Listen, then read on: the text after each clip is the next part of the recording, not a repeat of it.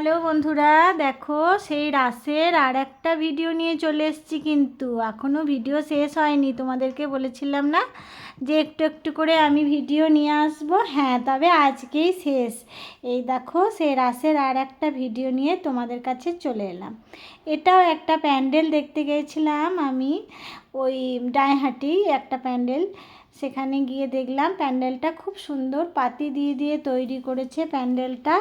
খুব ভালো লাগলো দেখতে। তোমাদের কেমন লাগছে প্যান্ডেলটা দেখতে আমাকে কমেন্টে জানিও, ঠিক আছে?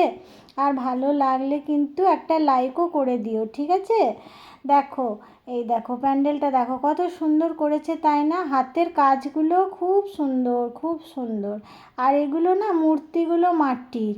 এত ভালো লেগেছে, তোমাদেরকে কি বলবো, মুখে বলে প্রকাশ করার নয়। আর মূর্তিটাও ছিল তোমার মা কালীর মূর্তি।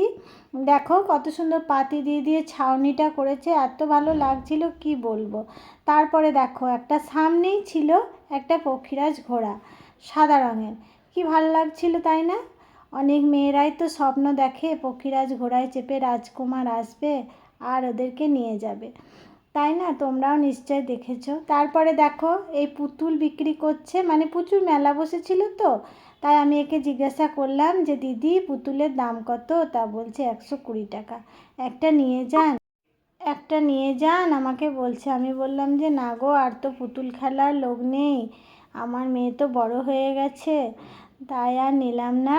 তারপরে দেখো লাইটিং দেখতে দেখতে আমরা রাস্তা ধরলাম বাড়ির পথে। তারপরে এই দেখো রাস্তায় আস্তে আস্তে দেখলাম অনেকগুলো মূর্তি, দেখে খুব ভালো লাগলো বজরংবলীর মূর্তি। তারপরে না পাঁপড় কিনলাম। দেখো মেলায় গিয়েছি, পাঁপড় ভাজা না খেলে তো আর ভালো লাগে না। কিন্তু জানো আমার পাঁপড়ের মাঝখানটা ফুটো।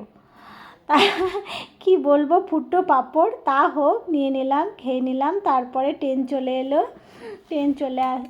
ট্রেনটা আসছে, তখন আমি একটু ভিডিও বানালাম, বেশ ভালো লাগলো ভিডিওটা বানালাম।